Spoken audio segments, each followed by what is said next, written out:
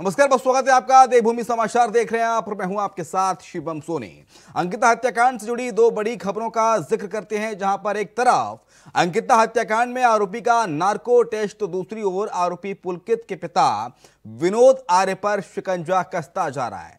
जो पहले बता करते हैं कि अंकिता हत्याकांड की, जिसमें अब तक वीआईपी का नाम सामने नहीं आया है, तो जो अंकिता की मौत के लिए जिम्मेदार है, एक तरफ जहां अंकिता हत्याकांड के आरोपियों का नार्को टेस्ट होना है, वहीं हत्या के मुख्य आरोपी पुलकित के पिता पर उन्हीं के ड्राइवर ने कुकर्म का आरोप लगाया है। बता दें कि हत्याकांड के तीनों आरोपियों का नार्को टेस्ट किया जाएगा, जिसमें पुलकित और सौरभ ने नार्को टेस्ट के लिए सहमति दे दी है, लेकिन अंकित ने 10 दिन का वक्त मांगा है। जिसके बाद अब खबर यह सामने आ रही है कि एसआईटी इसी हफ्ते अंकिता भंडारी की हत्या के तीनों आरोपियों के खिलाफ अदालत में चार्जशीट दाखिल करेगी। अंकिता हत्याकांड की जांच कर रही एसआईटी की प्रभारी डीआईजी पी रेणुका देवी ने कहा कि तीनों आरोपियों पुलकित, सौरभ और अंकित के खिलाफ चार्जशीट लगभग पूरी कर ली गई है। डॉक्टर प्रमोद आर्य हैं जो सर, मैं उनके यहाँ पे ड्राइवर की नौकरी करता था। तो सर, मैं ड्राइवर की नौकरी करता था, तो उन्होंने मेरे 3 दिन तक मैं सही रहा, सही तरीके से मैंने नौकरी करी। चौथे दिन उन्होंने मेरे साथ दुष्कर्म करने का प्रयास किया। 5वें दिन उन्होंने मेरे साथ फिर दुष्कर्म करने का प्रयास किया। 6ठे दिन फिर उन्होंने मेरे साथ दुष्कर्म करने का प्रयास किया। सर, पहले वो करते थे मजाक में व्यायाम, मतलब उन्होंने मुझे एक्सरसाइज करने के बहाने वो मेरे साथ वो करने का प्रयास करते थे।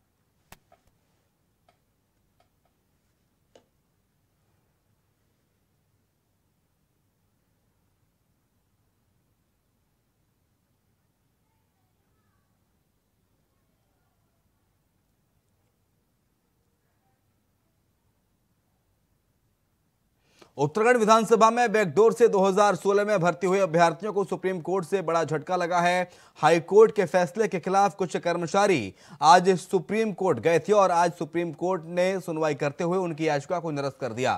साथ ही सुप्रीम कोर्ट ने तीखी टिप्पणी भी की है। विधानसभा अध्यक्ष रितु खंडूरी ने जानकारी देते हुए बताया कि सुप्रीम कोर्ट में हो रही कार्यवाही को वो खुद भी ऑनलाइन देख रही थी और विधानसभा द्वारा दिए गए निर्णय को सुप्रीम कोर्ट ने भी सही माना है, लिहाजा वो अदालत का भी धन्यवाद अदा करती हैं। आपको बताते चलें कि 228 अभ्यर्थी बैकडोर भर्ती से आए थे और जिन्हें जांच के बाद विधानसभा से निकाला गया था।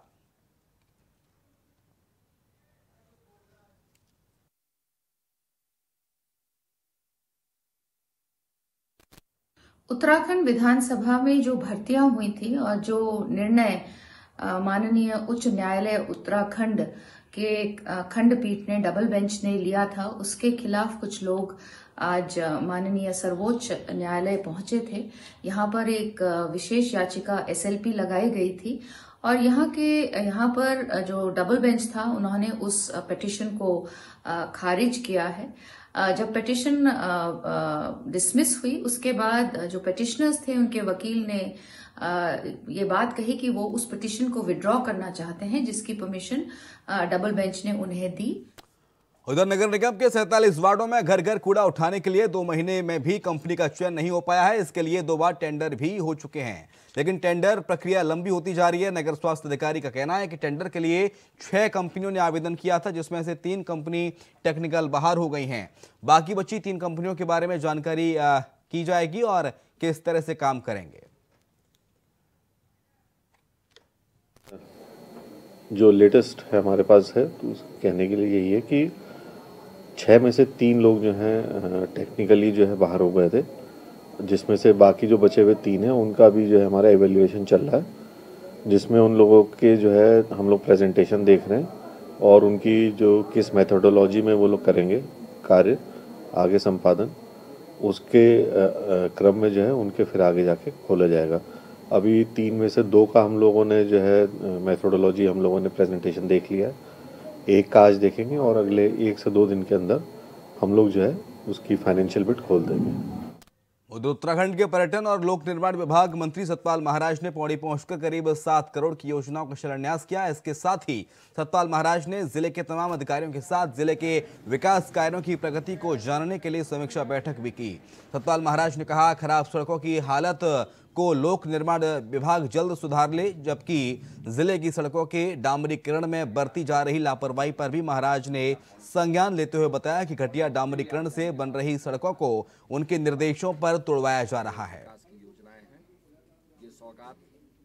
7 करोड़ 13 लाख 13 हज़ार के हमारी जो विकास के जो हमारी जो राशि है और विकास के जो काम हैं उसका हमने जो है शिलान्यास और लोकार्पण किया है।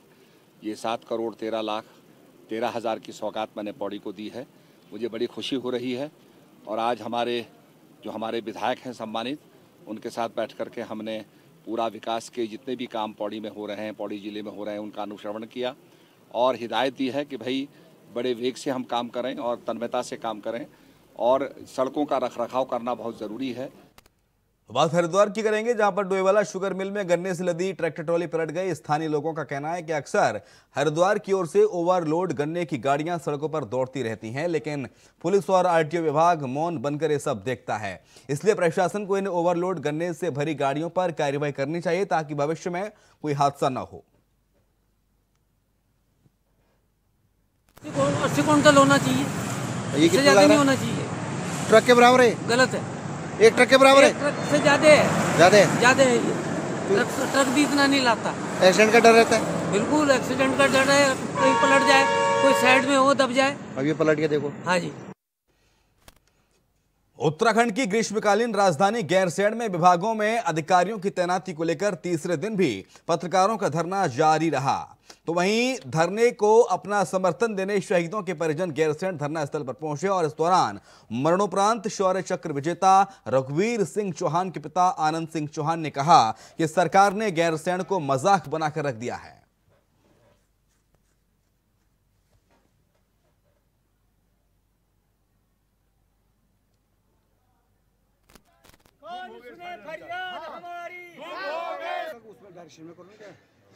हम लोगों ने जो कल्पना की थी उत्तराखंड राज्य आंदोलन किया था, तो हमारा ये था कि हमारे गैरसैंण में आज जो आप लोगों के द्वारा ये क्षेत्र के द्वारा ये आंदोलन किया जा रहा है, यहाँ पे उप जिलाधिकारी का नहीं होना और यहाँ पे विशेष जो डॉक्टर होते हैं, स्पेशल जो डॉक्टरों का ना होना, खंड शिक्षा अधिकारी का ना होना, गैरसैंण में बीडीओ का ना होना, बड़े अफसोस की बात है। हम लोगों ने आंदोलन इसलिए किया था कि उत्तराखंड राज्य अलग होगा और हम लोगों को अनेक सारी सुविधाएं मिलेगी, मगर दुर्भाग्य है इस सरकार का, इसमें दोनों राजनीतिक दल जो गैरसैंण के विरोधी रहे। प्रदेश में भ्रष्टाचार का कितना बड़ा बोलबाला है, इसका अंदाजा आप इस बात से लगा सकते हैं कि भारतीय जनता पार्टी के 13 जिला पंचायत सदस्यों को अपनी सरकार के खिलाफ प्रदेश कार्यालय में धरना प्रदर्शन के लिए बाध्य होना पड़ा है। दरअसल उत्तराकाशी जनपद के जिला पंचायत अध्यक्ष दीपक बिजनवाल पर बीते कुछ समय से वित्तीय अनियमितताओं के मामले में एसआईटी जांच कर रही थी। एसआईटी ने अपनी जांच रिपोर्ट शासन को सौंप दी है, जिसमें वित्तीय अनियमितताओं की पुष्टि हुई है। इसी को लेकर भाजपा के सभी जिला पंचायत सदस्य प्रदेश कार्यालय पर पहुंचे और उन्होंने विरोध प्रदर्शन का मन बनाया और रेड कारपेट बिछाकर धरने पर बैठ गए, जिससे किसी तरह प्रदेश अध्यक्ष महेंद्र भट्ट ने उन्हें बुलाकर समझाया बुझाया और 2 दिन का आश्वासन देकर तब जाकर यह पूरा धरना प्रदर्शन समाप्त हुआ। हम जिला पंचायत उत्तरकाशी से सारे सदस्यगण आए थे और अपनी सरकार का धन्यवाद देना चाहेंगे कि हमारे पत्र पे उन्होंने 2020 में जांच कराई थी, जिसमें कि प्रारंभिक जांच और एसआईटी जांच में हमारे जिला पंचायत अध्यक्ष के खिलाफ जो जांच हुई थी उसमें अनेक वित्तीय अनियमितताओं की पुष्टि हुई है। तो आज हमारा पुष्टि हुई है और 3 साल हो गए और अभी तक कोई कार्रवाई नहीं हुई है। जिस संबंध है तो हम माननीय प्रदेश अध्यक्ष जी को मिलने आए थे और अध्यक्ष जी के आश्वासन पे उन्होंने 2 दिन का आश्वासन दिया। यदि अगर 2 दिन में कोई कार्रवाई नहीं होती है तो हम प्रदेश कार्यालय में धरना प्रदर्शन करेंगे सभी सम्मानित। सितारगंज की, जहां पर स्वास्थ्य विभाग और पुलिस प्रशासन की टीम ने संयुक्त रूप से बिना लाइसेंस के चल रहे अस्पतालों और झोलाछाप डॉक्टरों के खिलाफ कार्रवाई की है। तो वहीं कार्रवाई करते हुए स्वास्थ्य विभाग और पुलिस प्रशासन की टीम ने सितारगंज नगरपालिका क्षेत्र के वार्ड नंबर 6 में एक झोलाछाप डॉक्टर की दुकान पर छापा मारा। छापे के दौरान टीम को प्रतिबंधित दवाइयां और एक्सपायरी डेट की दवाइयां बरामद हुई हैं। स्वास्थ्य और पुलिस प्रशासन की टीम ने झोलाछाप डॉक्टरों की दुकान को सील कर दिया और झोलाछाप डॉक्टरों के खिलाफ विधिक कार्रवाई करने की तैयारी में प्रशासन जुट गया है। पास एक लोकल से इंफॉर्मेशन आई थी कि डॉक्टर साहब द्वारा अनाधिकृत रूप से घर में प्रसव के दवाइयाँ दी जा रही हैं, तो हमने मौके पे उप निरीक्षक जी के द्वारा यहाँ पे उनकी अध्यक्षता में यहाँ पे छापा मारा। छापे में हमें कई ऐसी दवाइयाँ पाई गई जो नारकोटिक में आती हैं और हमारे पास ऐसी भी दवाई पाई गई यहाँ पे छापे में जो गर्भपात वगैरह में यूज़ करी जाती हैं, जो पूर्ण रूप से बैन है। और डॉक्टर साहब मौके पे यहाँ मौजूद नहीं थे और उनके यहाँ पे क्लिनिक में किसी भी प्रकार का कोई लाइसेंस नहीं पाया गया और काफ़ी एक्सपायरी डेट की दवाइयाँ भी यहाँ पे पाई गई निरीक्षण के दौरान। उत्तराखंड सरकार में इन दिनों अवैध धार्मिक स्थलों को हटाने का काम जोरों पर चल रहा है। राजधानी देहरादून में 2 दिनों में लगभग 15 से ज्यादा मजारों को हटाया गया है, तो वहीं सिलसिला दूसरे जिलों में भी शुरू हो गया है। पौड़ी में एक चर्चित मजार को जिला प्रशासन ने हटा दिया। चर्चित इसलिए क्योंकि इस मजार के जीर्णोद्धार के लिए बॉडी से विधायक राजकुमार ने 2 लाख अपनी विधायक निधि से दिए थे। प्रशासन ने इसे भी अवैध निर्माण बताते हुए ध्वस्त कर दिया। मेरी अपेक्षा भी है और मैं ये मानना भी चाहूंगी कि सरकार की लाठी सबके ऊपर बराबर चल रही होगी और सभी जो अवैध कब्जे हैं, सभी में मतलब सभी आते हैं और किसी के भी, चाहे वो जैन धर्म हो, बौद्ध धर्म हो, क्रिश्चियन धर्म हो, हिंदू धर्म हो, मुस्लिम्स हो, किसी का भी कोई भी अवैध कब्जा है, सरकार की नज़र में सब समान दृष्टि से होने चाहिए। अगर वो ध्वस्तीकरण का काम कर रहे हैं और अवैध निर्माणों को चिन्हित कर रहे हैं तो वो बराबर दृष्टि से होना चाहिए और यार्ड स्टिक भी गवर्नमेंट की बराबर होनी चाहिए।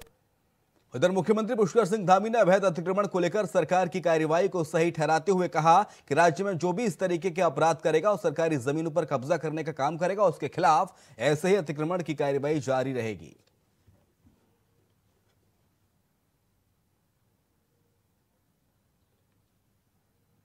कि जो भी अतिक्रमण है या जो भी इस प्रकार की गतिविधियां हैं जो अपराध की श्रेणी में आता है, जिसको चाहे हम धर्मांतरण की बात करें, अतिक्रमण करें या अवैध रूप से कब्जे की बात करें, तो उन सब।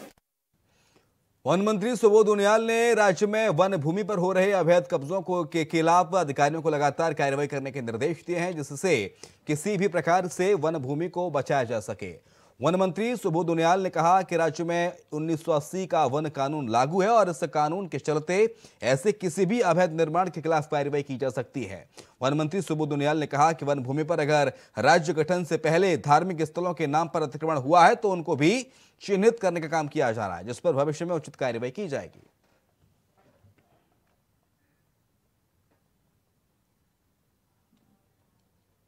पुराने निर्माण के बारे में अभी व्यापक विचार हम लोगों करेंगे, उसके बाद ही इसके बारे में निर्णय लेंगे। ये नियम आपका कब से लागू होता है? देखिए 1980 में फॉरेस्ट प्रिजर्वेशन एक्ट लागू हुआ और 1980 के एक्ट के बाद के प्राविधान के तहत, तो अगर आपका कहना तो 1980 के बाद के बने में सभी इलीगल है। एक छोटा सा ब्रेक ले रहे हैं, फौरन लौटेंगे।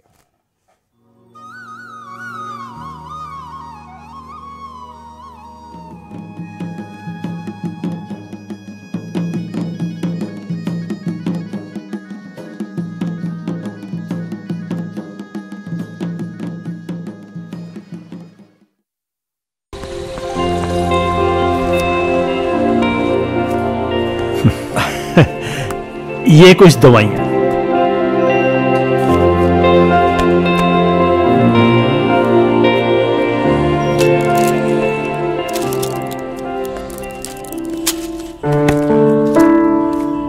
$200, 150 आपके हुए बाबा जी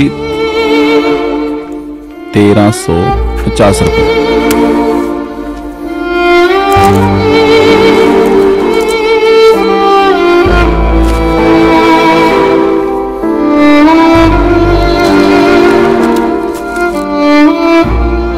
इस वक्त मेरे पास इतने ही है, बाकी खाते में लिख लो। बाबा जी आज फिर कितने लिखूं खाते में? अब कोई भी पैसा खाते में लिखने की जरूरत नहीं। लॉटरी लग गई बाबा जी? हाँ, बस यूं समझ लो कि लॉटरी लग गई। जब से पंजाब की भगवंत मान सरकार ने महंगे बिजली के बिल जीरो करके हमारे कंधों से बोझ हटाया है ना तब से हमें उधार लेने की जरूरत ही नहीं पड़ती। सही है। अब तो समझो कि पंजाब के घर घर की ना लॉटरी ही लग गई है। भगवंत मान के नेतृत्व वाली पंजाब सरकार में पंजाब के लगभग 86% परिवारों का बिजली का बिल जीरो आया है। दिल्ली में एक स्कूली छात्रा पर तेजाब फेंकने की घटना सामने आई है। इस मामले में पुलिस ने 3 लोगों को गिरफ्तार किया। पश्चिमी दिल्ली के उत्तम नगर के निकट मोटरसाइकिल सवार 2 लोगों ने एक युवती पर तेजाब फेंक दिया। युवती को सफदरजंग अस्पताल में भर्ती कराया गया। उसका चेहरा 7 से 8% तक झुलस गया है।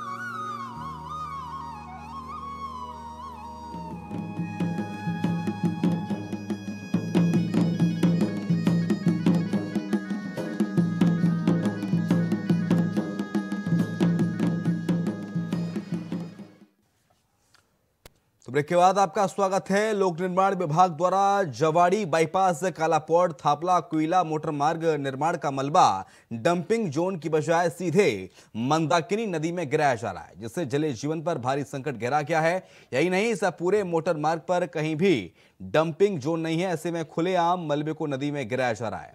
बड़ी बात यह भी है कि ये निर्माणाधीन मोटर मार्ग मुख्यालय के निकट होने के साथ साथ केदारनाथ हाईवे से लगा हुआ भी है। बावजूद उस पर अधिकारियों का ध्यान नहीं है।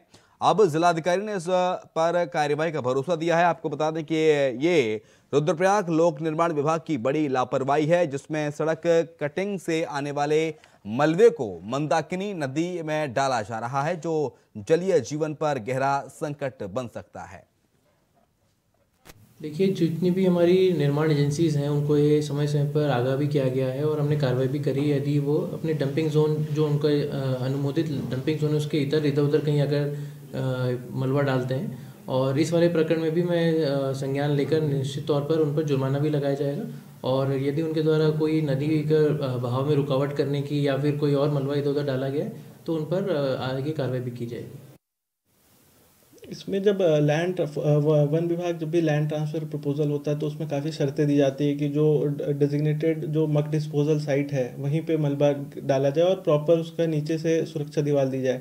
अगर ऐसे कोई भी संस्थान जो है, जो प्रस्तावक विभाग है, अगर इस तरह का उल्लंघन करता है तो उसमें हम जो हमारे एक्ट हैं उसके तहत कार्रवाई करके इन पर जुर्माना करते हैं और इंश्योर करते हैं कि इस तरह की कार्रवाई न की जाए आगे से।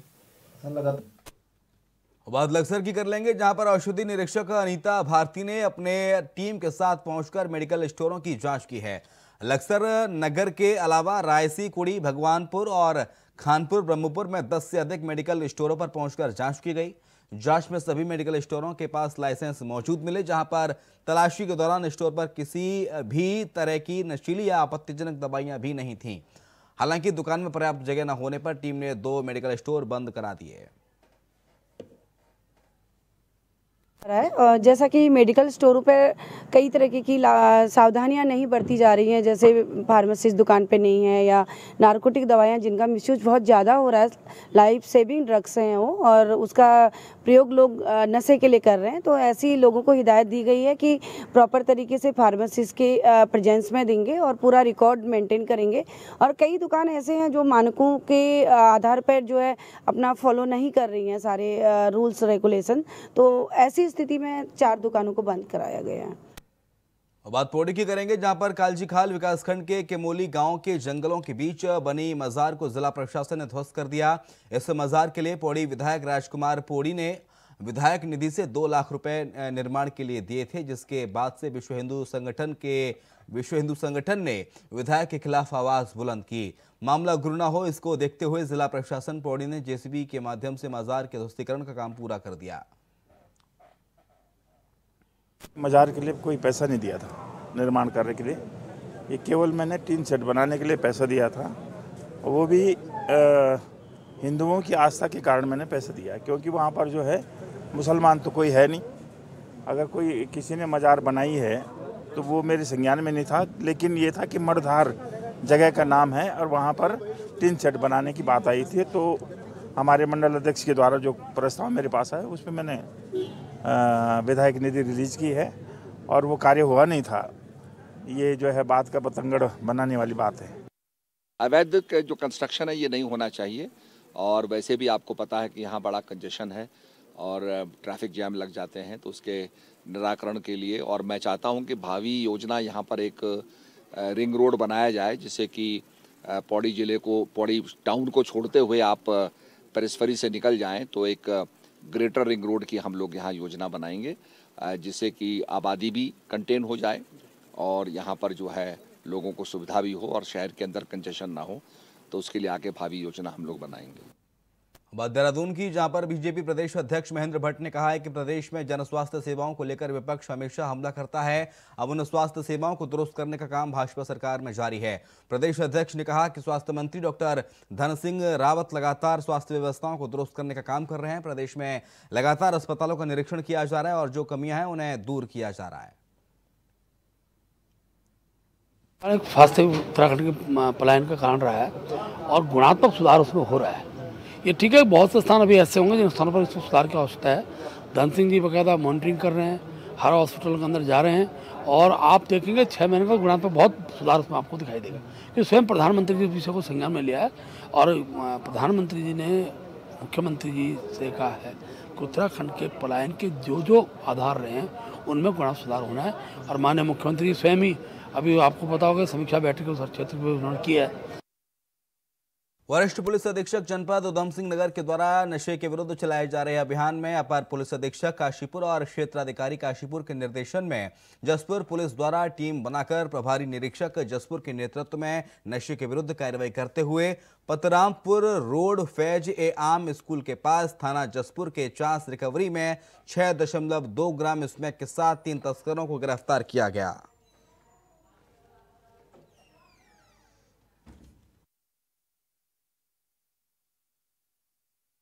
जसपुर पुलिस द्वारा प्रभारी निरीक्षक कोतवाली जसपुर के नेतृत्व में टीम गठित कर गश्त के दौरान चांस रिकवरी में पतरामपुर रोड फैजाम स्कूल के पास से 3 लोगों को स्मैक तस्करी करते हुए गिरफ्तार किया गया। इसमें एक मोहम्मद शाहरुख, जो पहले भी स्मैक तस्करी, चोरी और आर्म्स एक्ट में जेल जा चुका है, इसके कब्जे से 3.60 ग्राम स्मैक बरामद हुई। जबकि एक दूसरा अभियुक्त मोहम्मद नासिर, उसके कब्जे से 1.30 ग्राम स्मैक बरामद हुई और एक तीसरा अभियुक्त है मेहर आलम। तो खबर देहरादून से, जहां पर भाजपा प्रदेश मुख्यालय में उत्तराकाशी जिला पंचायत सदस्यों ने धरना दिया है। जिला पंचायत सदस्यों ने जिला पंचायत अध्यक्ष के खिलाफ मोर्चा खोल दिया। साथ ही जिला पंचायत सदस्यों ने जिला पंचायत अध्यक्ष पर सरकार के संरक्षण का आरोप भी लगाया है। जिला पंचायत सदस्यों ने जिला पंचायत अध्यक्ष के खिलाफ कार्रवाई की मांग की।